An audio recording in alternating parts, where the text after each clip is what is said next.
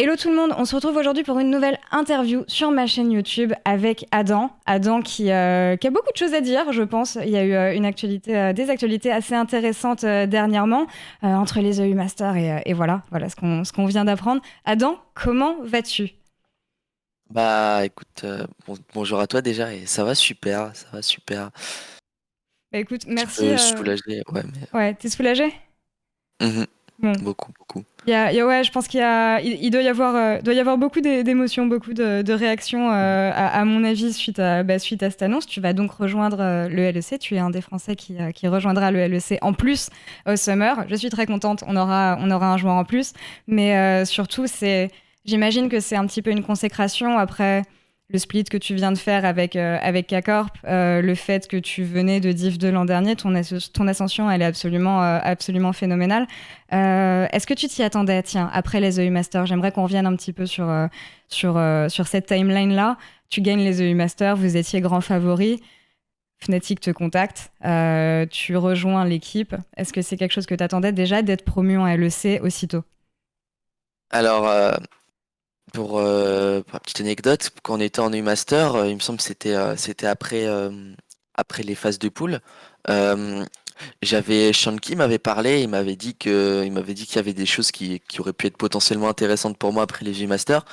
Donc moi, bah, je savais à peu près c'était peut-être des teams LEC qui me regardaient, etc., et qui étaient intéressés par moi, mais sauf que moi j'étais un peu dans l'optique, j'étais en optique vraiment de me concentrer uniquement sur les EU Masters.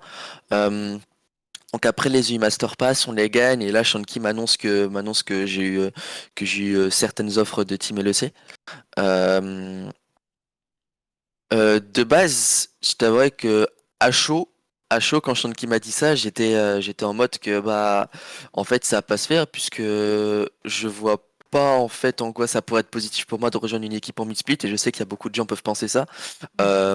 Surtout dans une équipe telle que Fnatic, où d'après ce que les gens disent, il y a beaucoup de problèmes internes, mais en réalité, il faut pas avoir les choses comme ça, mais je comprends que les gens, je comprends que les gens aient pu avoir au moins cette pensée-là, mais Mhm. c'est vrai que l'offre que Fnatic m'a faite quand même, c'était une offre que je pouvais vraiment pas refuser.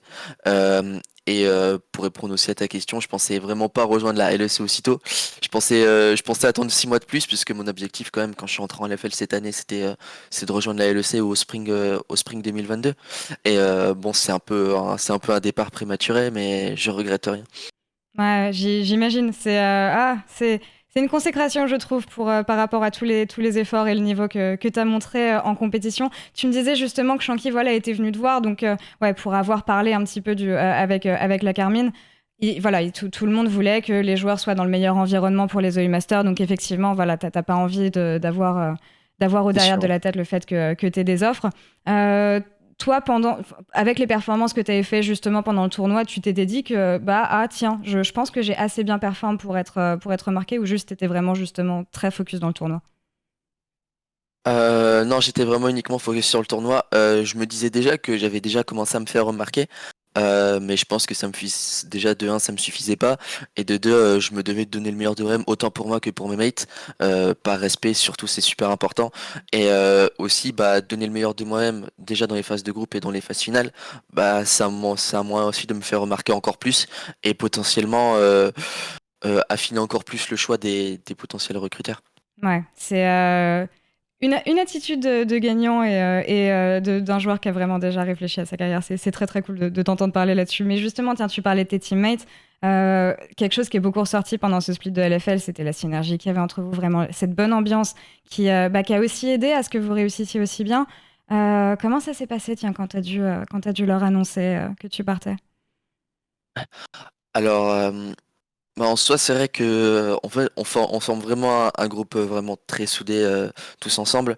Euh, quand je leur ai annoncé la nouvelle, je pense qu'ils ont plus compris qu'autre chose. Je pense qu'ils ont plus compris qu'autre chose. Je pense que il y a d'autres équipes ou d'autres coéquipiers qui auraient potentiellement pu arrêter de me parler directement ou même m'insulter dans le dos. Et c'est que le collectif il était vraiment quand même incroyable, même le coaching staff, Shanky, même Kamel, côté qui était content que j'arrive à rejoindre une team telle que Fnatic, le striker, le coach et Réa, notre analyste qui était hyper content pour moi et mes coéquipiers aussi qui étaient hyper contents pour moi et qui comprennent aussi et justement c'est important que les gens comprennent et pas qu'ils soient contents pour moi, mais vraiment j'ai eu de la chance que vraiment tous comprennent mon choix et qu'on parte tous ensemble sur de bons termes. Ouais, et c'est important, je pense, hein, dans une première Mm. expérience en LEC, justement, le fait de se sentir vraiment entouré. Puisque, quand même, hein, Adam, c'est pas n'importe quel team que tu rejoins, c'est une des teams qui a le plus gagné au final sur toute l'histoire de l'Europe. Fnatic, c'est un truc que j'avais souvent dit à n'importe quel joueur que j'ai eu en interview, tu vois, qui rejoint Fnatic. T'as quand même pas un poids, mais il y a quelque chose quand même, j'imagine, Ouais. quand tu dois porter ce maillot-là. Comment est-ce que tu le vois? Tiens, ça, tout ça, et aussi le fait que bah, tu arrives après un split où Fnatic a pas forcément super bien performé. Bah, c'est sûr que quand t'es joueur professionnel à ce niveau, que tu joues dans une ERL et que toi t'as vraiment pour ambition de reach la LEC, euh, inconsciemment les deux équipes auxquelles tu penses c'est forcément G2 et Fnatic, c'est les deux plus grosses structures d'Europe actuellement, celles qui brillent le plus. Donc en tout cas oui bien sûr c'est vraiment le rêve auquel je pense la plupart des joueurs LEC aspirent. Moi j'ai eu beaucoup de chance puisque je rejoins l'une de ces deux structures et je suis très très content de la chance qui m'est offerte. Et, euh, Et ouais, c'est sûr que aussi rejoindre une équipe telle que Fnatic, forcément beaucoup de pression parce que je vais prendre la place d'un certain Bwipo sur la top lane et Bwipo c'est quand même un des cadors sur la top lane en Europe et c'est surtout un gros poids puisque bah tu vas devoir essayer de faire mieux que lui. Et aussi, il y a derrière aussi les fans Fnatic que t'as pas envie de décevoir. Forcément, c'est une énorme communauté et que forcément la pression quand tu perfs mal peut vraiment être très très lourde sur toi. Ouais, mais j'ai envie de dire, avec Carmine, quand même, avec l'exposition que vous aviez eue, même quand je vois genre, à quel point tes streams ont une grosse portée aujourd'hui, grâce peut-être à l'engouement voilà, autour de Carmine, t'as peut-être eu l'habitude, mine de rien, ou un bon entraînement du fait d'être très exposé et d'avoir une communauté voilà, qui était vraiment hyper engagée déjà aussi sur ce split de LFL. C'est que j'ai pu aussi me créer un peu ma propre communauté à travers mon stream, en plus de la communauté K-Corp. Euh, mais Mais quand, à partir du moment où il y avait commencé à avoir des rumeurs sur mon départ chez Fnatic, je recevais beaucoup quand même de messages dans lesquels les gens disaient non, s'il te plaît, pars pas, Fnatic entre guillemets c'est de la merde, etc. Ou non, s'il te plaît, pars pas, tu fais le mauvais choix et tout. Et quand même, moi, quand je lisais ça, parce que ça me faisait mal, parce que c'était quand même des gens qui me suivaient au quotidien, et, euh, et que s'ils me voyaient partir, ils comprendraient pas forcément mon choix, alors que moi, je sais que je fais le bon choix et que je pouvais pas leur dire. Et, maintenant que tout ça c'est un peu sorti, que l'annonce est officielle, euh, je vais faire probablement un tweet longueur, etc., dans lequel j'expliquerai que, voilà, que j'ai lu tous vos DM, mais que forcément, moi, je regrette rien et que et que j'ai fait le bon choix et que surtout, je remercierai jamais assez la CACORP pour ce qu'ils m'ont apporté. Ouais, bien sûr. Puis tu sais que tu as le soutien de la CACORP. Tu vois, j'ai envie de Ouais, c'est penser ça. à cette équipe comme étant un peu comme SKT, tu vois. Genre, un jour SKT, toujours SKT. Bah, pour moi, c'est un Mhm. jour CACORP, C'est toujours sûr. CACORP. Ouais, on l'a vu avec Nuclear aussi, tu vois, quand il a rejoint le LEC ou même quand il était parti chez Schalke. Et ouais, j'espère que la communauté sera très positive, vraiment. Et là, je m'adresse à vous directement.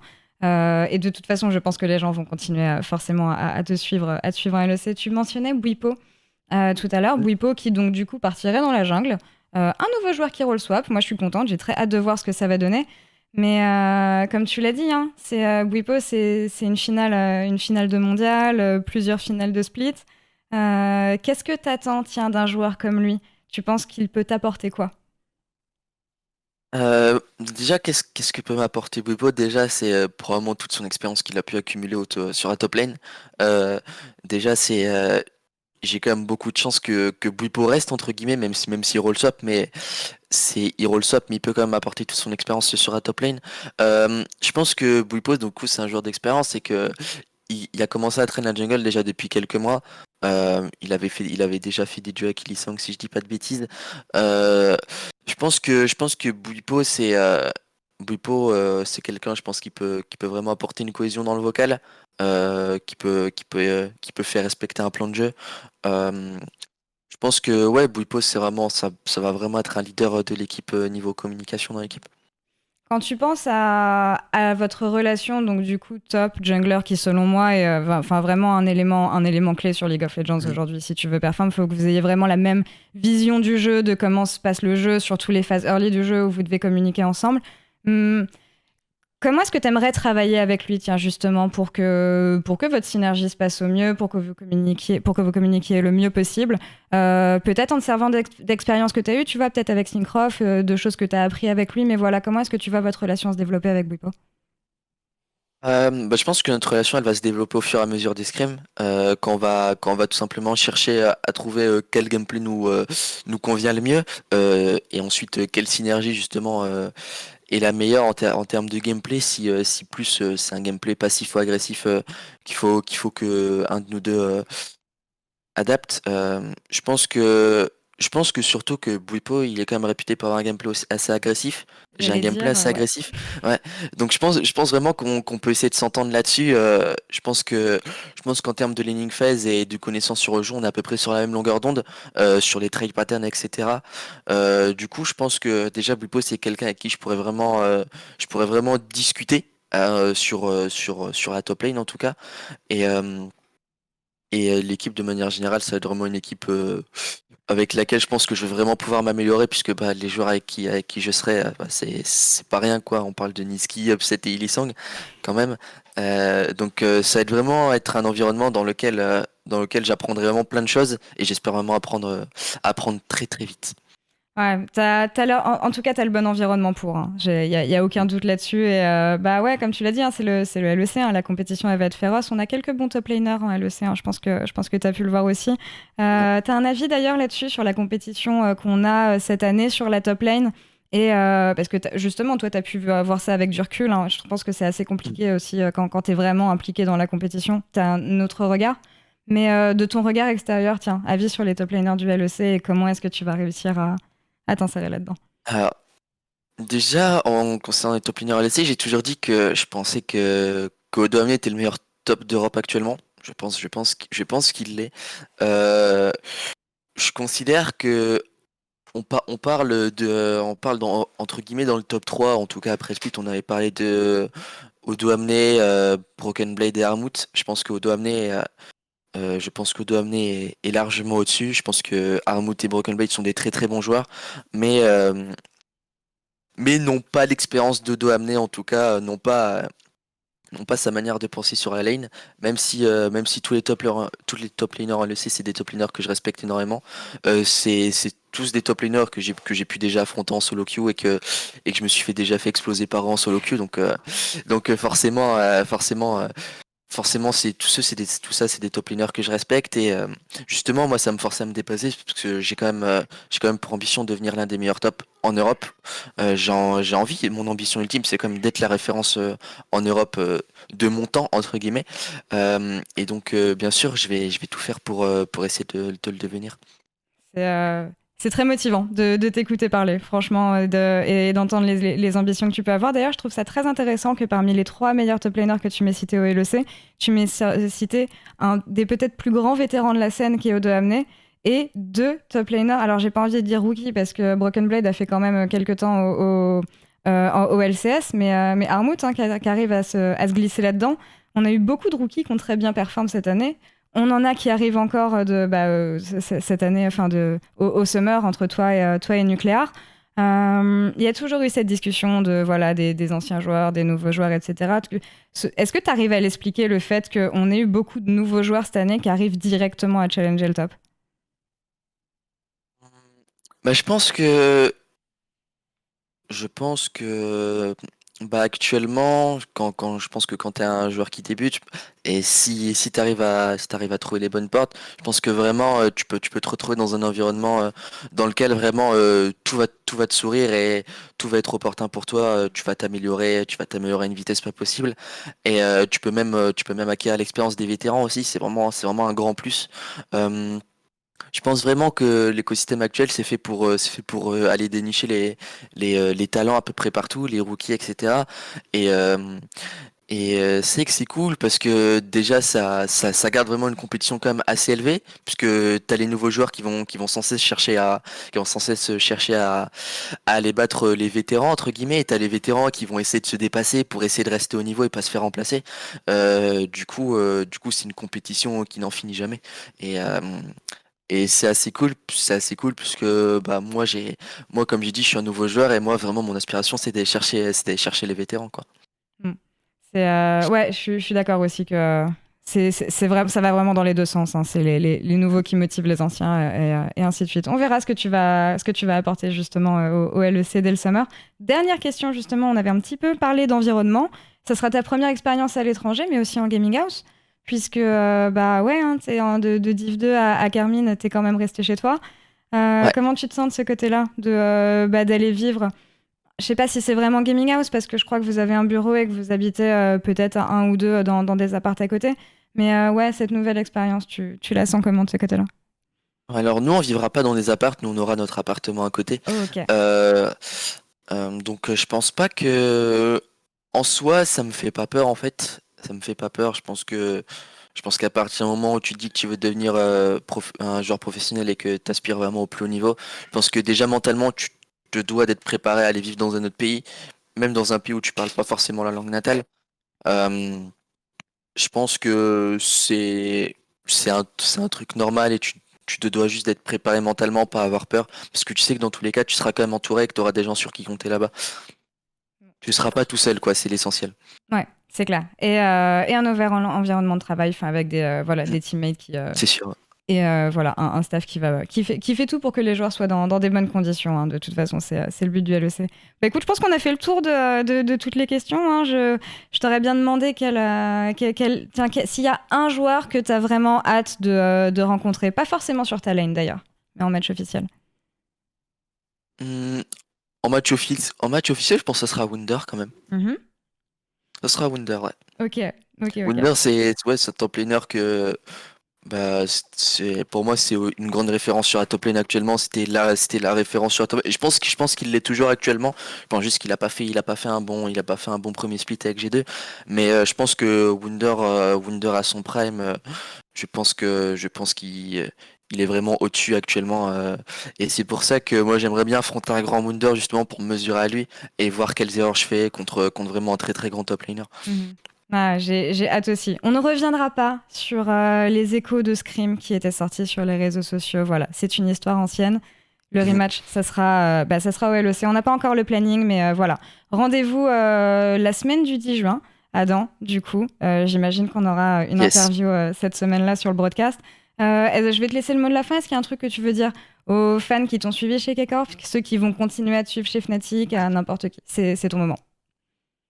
Bah c'est juste ouais je voulais faire un petit mot aux fans, c'est tous les fans qui seraient un petit peu déçus de mon départ chez la K-Corp, je le je vous comprends, mais je vous demanderais juste aussi de comprendre aussi ce qui m'aurait poussé à partir de chez K-Corp.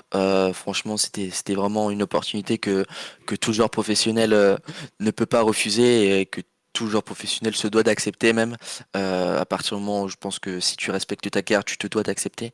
Et donc, en tous les cas, moi aussi également, tous ceux qui vont continuer à me suivre et je l'espère, j'essaierai de pas vous décevoir et j'essaierai aussi de faire comprendre aux un petit peu réticents de mon choix qu'en fait j'ai fait le bon choix et que je vais pas vous décevoir. Bien sûr. C'est important, voilà, de la bienveillance, encourager Adam et voilà. Tu comptes devenir le meilleur et ils seront là pour regarder ton ascension. En tout cas, je l'espère. C'est même pas que je l'espère d'ailleurs, c'est que j'en suis sûre.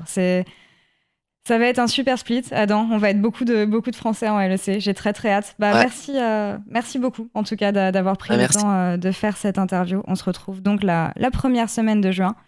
Et bah merci à vous aussi d'avoir regardé cette vidéo. J'espère qu'elle vous a plu.